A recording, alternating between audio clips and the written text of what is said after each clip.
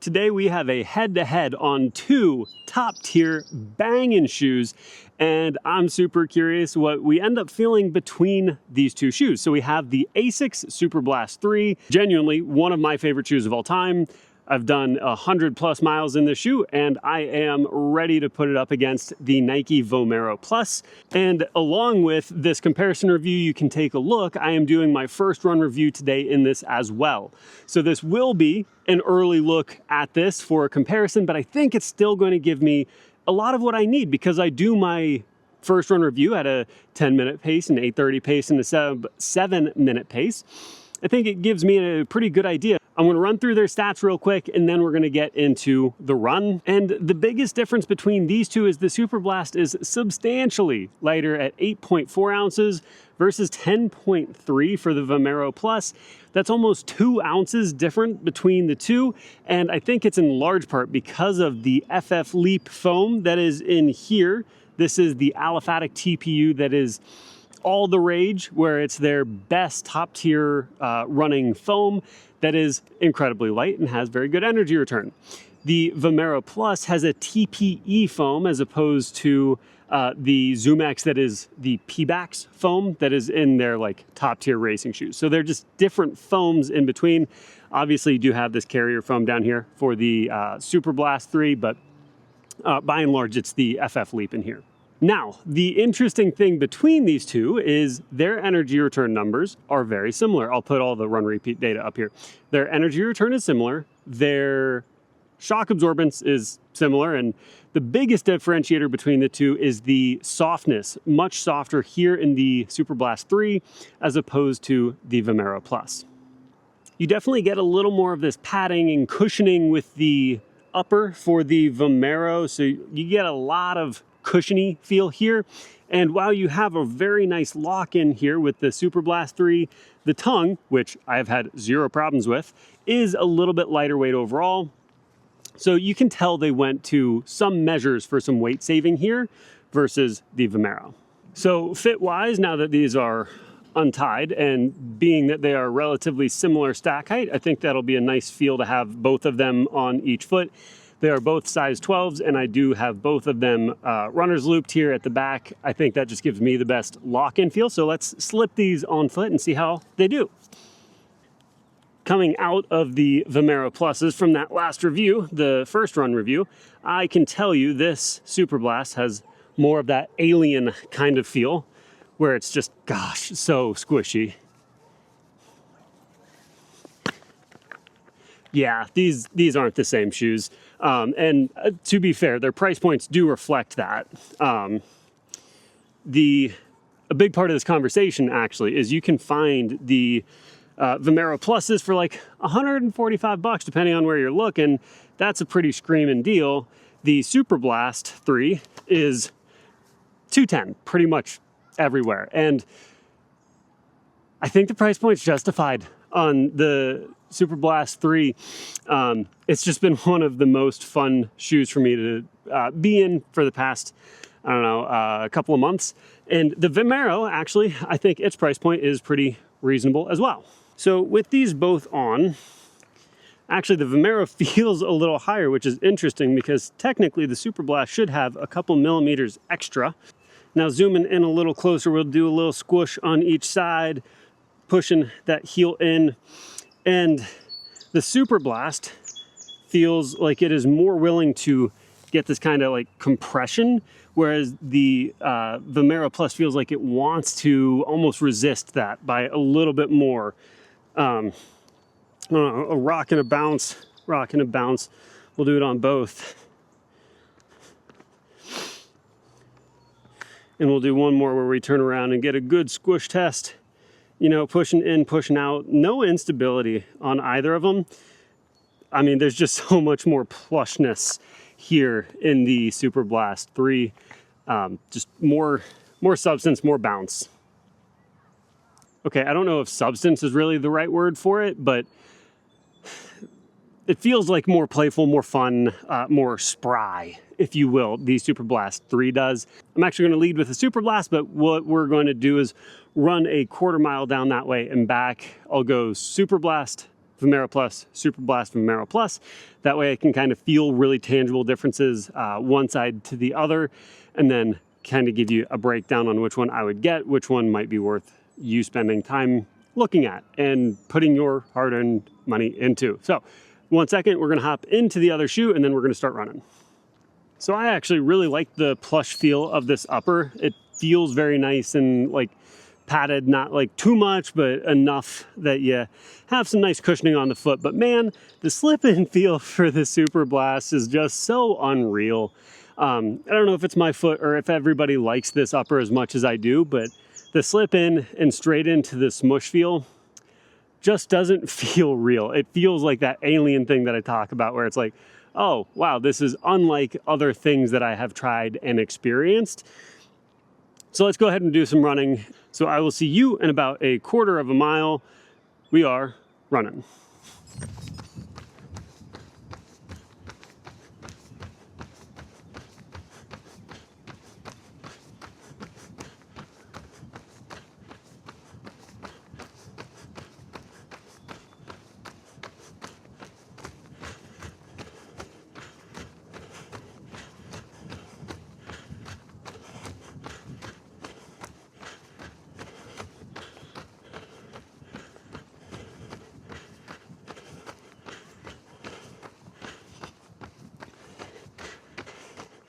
Okay, shoop, that was 7:18 pace for 0.33 miles. I thought we were running further than that, to be honest. It was supposed to be a half mile, but honestly, I think I'm feeling what I need to. If you have a structure you would like for these reviews, let me know. I've done the 2 miles, 2 miles, 1 mile, 1 mile. That just made it into a really big workout for me. And I can only fit one of those in per week, usually with just like finding a time I can do a long run and a shoe review kind of at the same, well, not a long run, but like a first run review plus that means like I'm 10 plus, which is at least a moderately long run, plus the amount of time it takes for me to record. So if you have an idea, let me know. For the shoe, the Superblast, man, I do just love the way it feels. It's pretty unreal. It's soft, it's responsive, it's super lightweight. I think it's worth every penny. If it is something you want to pick up, take a look at mountainrunningcompany.com. That's the store I manage. I'm going to try and plug them some more in here. Take a look. If we've got your size, I think it'd be so worth a pickup. We're going to hop into the Vomero. I am going to try and run half a mile in that. So I'll go out a quarter mile and back a quarter mile. I think I was just off on here from finishing up that first run review. I do have a habit of double knotting my shoes. I guess if I'm going back and forth this quickly, I should maybe reconsider that. But we're gonna pop this off and head back over into these. Clearly we are all primed up. Also, this is very interesting. It even says here, tuned for max cushioning. So this is also tuned for max cushioning, but I think this almost fills in that race job, whereas I don't think this has quite as much juice in it as you would find in the Superblast. You know, that's kind of what I want to do here. I like the idea of having all the run repeat data, but giving you the idea of how do I actually want this to work? How is it actually going to feel in practice? I think that's a much more valuable thing to know.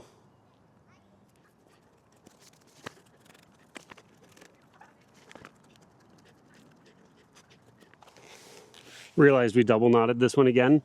Old habits die hard, I guess, but that's fine. We're just not going to do it on this one, and maybe we'll be able to make a better habit of, you know, not running into that issue.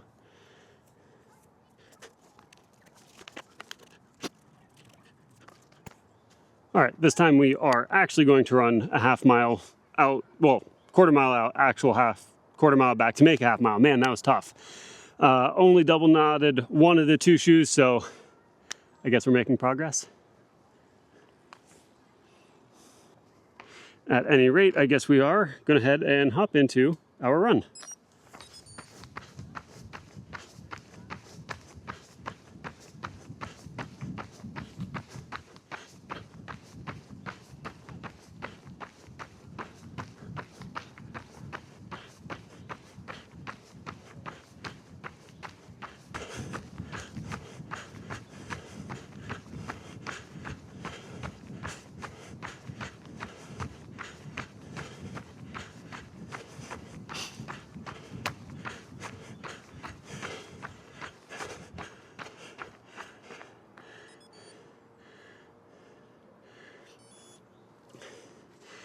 Okay, so just got done with the first one in the Vomero Pluses.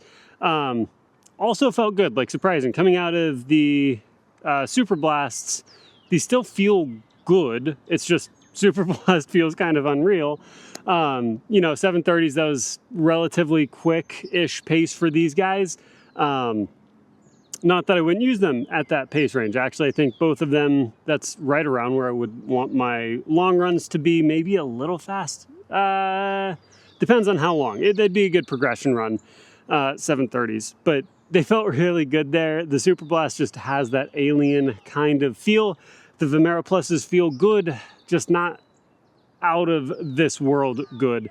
They almost feel like they've got different purposes. You know, you're getting 10 ounces here versus 8 ounces in the Superblast, and you know, that's a 20% difference. That should be something that you do feel, and I do think it's pretty noticeable. So we're gonna go ahead and put the Superblasts back on. We're gonna go ahead and run out and back. Hopefully get an actual half mile this time, and then we will switch back one more time back into the Vomeros. I think the idea here is we're going to run a little slower, so probably closer to 9-minute pace than 7:30 pace, just to get a little range here like I normally try and get. Then we'll give you a final breakdown on the two. Before I get into the next rep, if you guys find reviews like this valuable, please go ahead and take a look at my brand. It's the Ontos running brand. I have a waitlist live for the hats, which is really cool. The hats are completely custom made by me. Everything from the depth of the visor to the back piece here, you know, having some bungee, some elastic here, having a really breathable upper. All things that were really important to me. Obviously, I wear a hat quite a lot. This is just a prototype, but it is really close to what the final thing is going to look like. Even have some reflectivity here on the logo. I've also got shirts and quarter zips. I've got tanks on their way. I've got women's shirts on the way. I've got socks.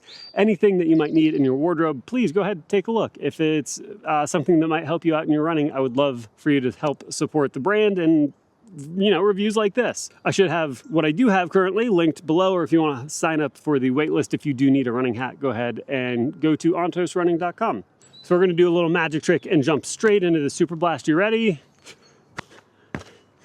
So we are going to go ahead and get running in these now that they're on foot. How nice. So let's go ahead and hop straight into it.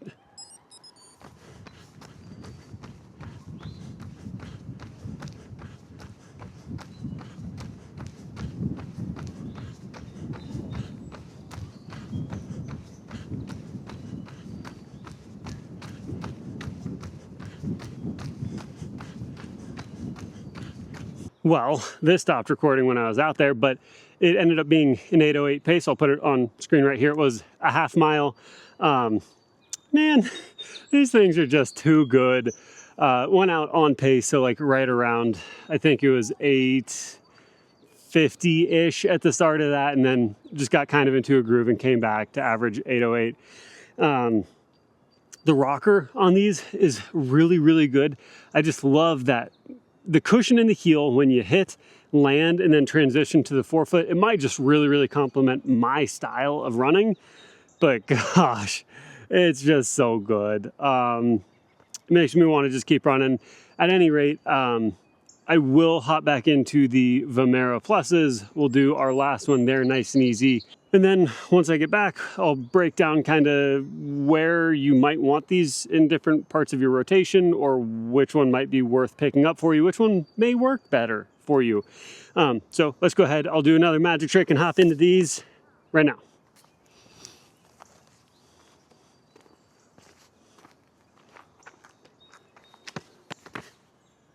And then the second one here, easy peasy. All right, let's go ahead, hopefully not run into camera issues on this one, and we'll do our last half mile.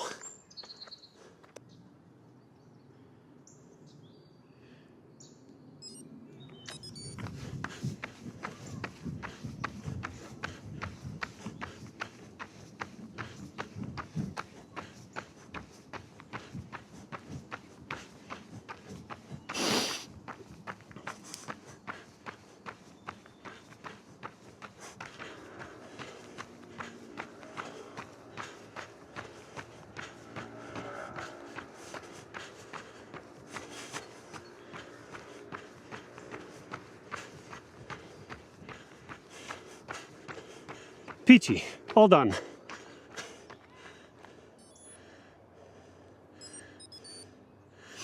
So exactly a half mile, good job. 4:01 pace for an 8:06 average mile pace. Okay, so we just finished that up. I'm going to kind of give you a breakdown of the two shoes, and you know, a mile's not a crazy amount of distance to run, but I did just run a bunch in here, and I've run a whole ton in the Superblast. They're both good shoes. That is for sure. If I wanted one of these two to get someone into running, if that kind of makes sense, like someone's first shoe that's like, oh my goodness, I feel spoiled, I want to go put the shoe on and go run. To me, that's the Superblast 3. This feels more like a workhorse that's protective and has enough to do its job at a very high level. So, you know, the Superblast 3, I've been talking about it a bunch. I'm just so happy with it in every single regard. You know, like if you think about a Mario Kart or like one of the circles that like you pull attributes out, and like the bigger the spider web, the better it is, or like on Mario Kart. Actually, that's super fun. It feels like the Superblast 3 has the gold star in Mario Kart, where your speed gets maxed out and the handling is maxed out, and I don't know what all the other things are, the braking, I guess, I don't know.